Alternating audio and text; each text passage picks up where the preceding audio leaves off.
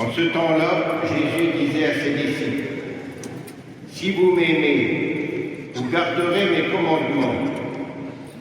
Moi, je prierai le Père, et il vous donnera un autre défenseur qui sera pour toujours avec vous. Si quelqu'un m'aime, il gardera ma parole. Mon Père l'aimera. Nous viendrons vers lui, et chez lui, nous nous ferons une demeure. Celui qui n'aime pas ne garde pas mes paroles. Or, la parole que vous avez entendue n'est pas de moi. Elle est du Père qui m'a envoyé.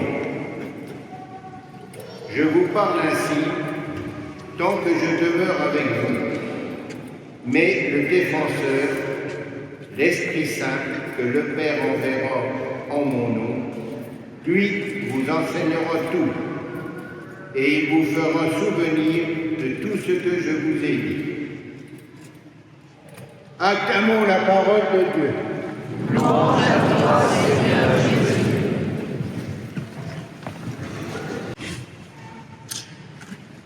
Voilà, ça y est, c'est le grand jour, nous y sommes, mais que faites-vous là?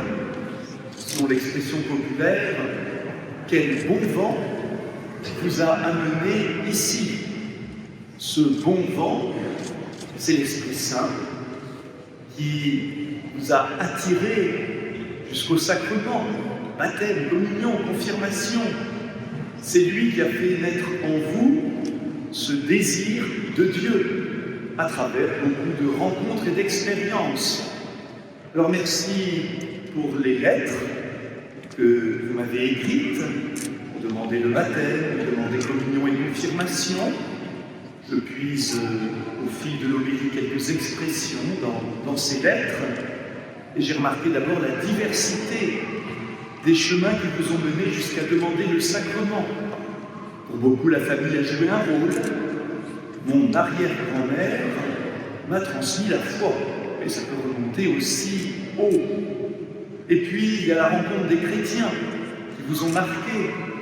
Et puis, il y a aussi des expériences spirituelles, des temps forts. Quelqu'un parle d'un merveilleux pèlerinage à Lourdes. Un autre dit, j'ai vécu un bouleversement incroyable au puits du sanctuaire de l'Épine, chez nous. Parfois les épreuves aussi ont pu être une occasion de grandir dans la foi.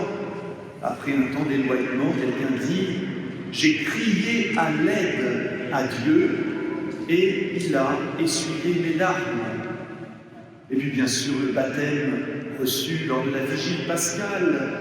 Le fait même d'y être présent en a marqué beaucoup. Quelqu'un dit, la messe de Pâques m'a transcendé. J'ai reçu une vague de lumière et d'amour en pleine face. Mon frères et sœurs, cette expérience spirituelle, ça a été celle en premier lieu des apôtres, le jour de la Pentecôte. Que s'est-il passé avant ce jour de la Pentecôte? Eh bien, les apôtres étaient croyants, c'est vrai, mais ils n'étaient pas chrétiens à 100%. Ils étaient chrétiens à 66%. Pourquoi 66%?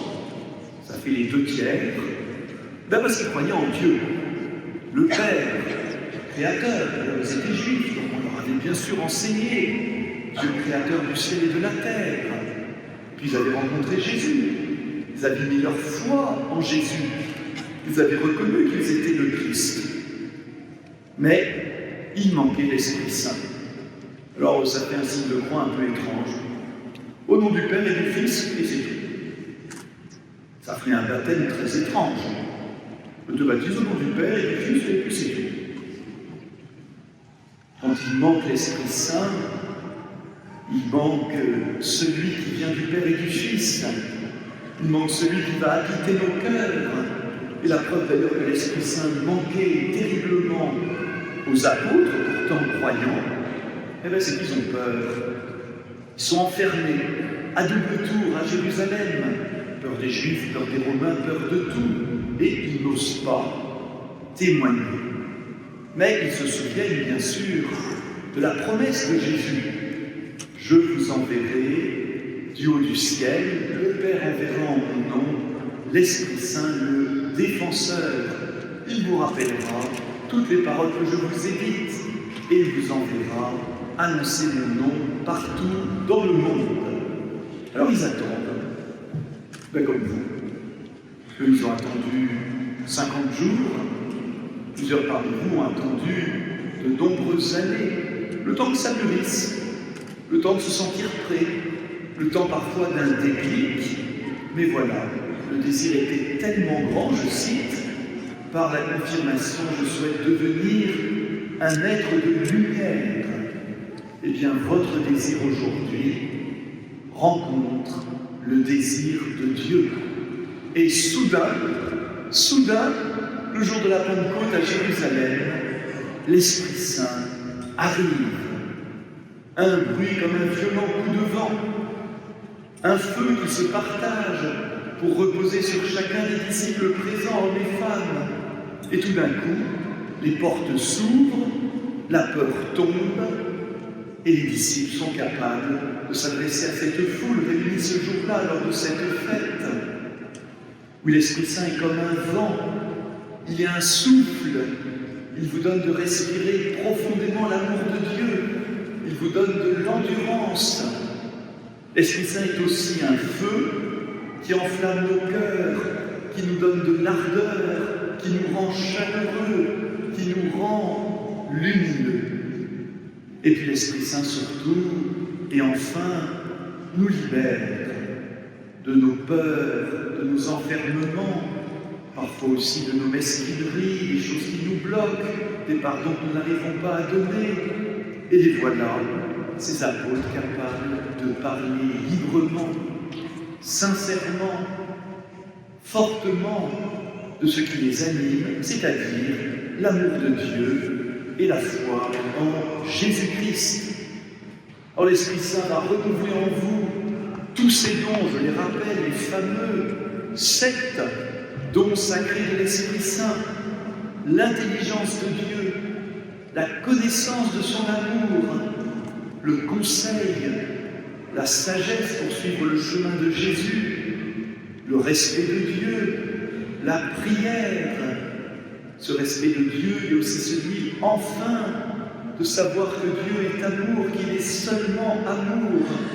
Saint Paul le dit aux premiers chrétiens, il vous le dit aujourd'hui, vous recevez un esprit, l'Esprit Saint, qui fait de vous des fils, et c'est en lui que nous prions vers Dieu, Abba, Papa, Père, et que enfin, notre chemin vers Dieu est libéré des peurs et des incompréhensions.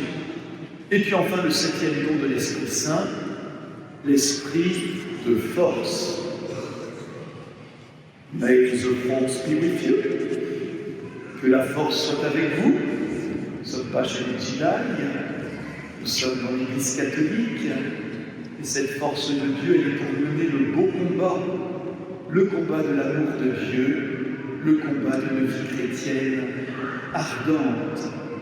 Quelqu'un dit, j'ai senti mon anxiété, ma colère et ma haine disparaître de mon cœur pour laisser place à la sérénité, la paix et l'amour. C'est déjà l'œuvre de l'Esprit Saint. Alors voilà, vous allez recevoir à nouveau l'Esprit Saint, vous allez être comblés de ses dons, et après, eh bien, l'Esprit Saint vous envoie témoigner de l'amour de Dieu et de la foi en Jésus. Il va vous donner non seulement cette envie, ce désir, mais aussi cette capacité. Témoigner à qui? Comment? Eh bien, témoigner aux chercheurs de Dieu. Comment? Par vos contacts ordinaires, quotidiens. C'est ça le meilleur moyen de témoigner de l'amour de Dieu. Alors, Est-ce qu'il y en a beaucoup qui sont intéressés par cette affaire-là? Ben oui. Et il y en a parmi nous d'ailleurs. J'ai eu un sondage il y a 15 jours, c'est pas vieux, sondage sur la religion en France, en particulier sur le catholicisme, juste un chiffre qui m'a sidéré. 8% des Français non baptisés pensent à demander le baptême. 8% des Français adultes non baptisés pensent, envisagent de demander le baptême. Alors on va réviser nos maths. J'ai fait le compte pour notre diocèse. 250 000 habitants. Enfin, je me suis dit, on va réduire aux 16-46 ans, ça tombe bien, ça coïncide avec les grilles de l'INSEE, on arrive à peu près à 80 000 adultes de notre diocèse entre 16 et 46 ans. Combien ne sont pas baptisés? Environ la moitié. Ça, c'est nous qui le savons parce qu'on a les registres. Environ la moitié n'est pas baptisée. Alors, 80 000 divisé par 2, ça fait 40 000. Et maintenant, vous faites 8% de 40 000. Sans sortir le smartphone et la calculette. J'attends le résultat, s'il vous plaît. 8% de 40 000. Ah bah oui, il fallait réviser les prix. Je ne vais pas arriver avec ça dans les poches. Hein. Là, ça fait 3 200. Voilà, frères et sœurs, il y a 3 200 adultes de la Marne, de notre diocèse, selon ce sondage, qui se posent la question de demander le baptême. Maintenant, donc, vous imaginez que ces 3 200 sont dehors. Ils entourent la cathédrale. Ils ne sont pas encore dedans. Ils sont dehors. Qui va les faire rentrer? Ben, c'est pas moi. C'est vous. C'est vous qui les connaissez. C'est vous qui les côtoyez. À la maison, à l'école, par les parents d'élèves, au travail, dans les associations, à la boulangerie, dans votre travail. Je cite l'une d'entre vous, tous les moyens sont bons. Je suis coiffeuse à domicile. Je parle de ma foi à nos clients et je remarque que beaucoup ont déjà la foi, mais n'en parlent pas. Tous les coups sont permis, bien sûr le bien des gens.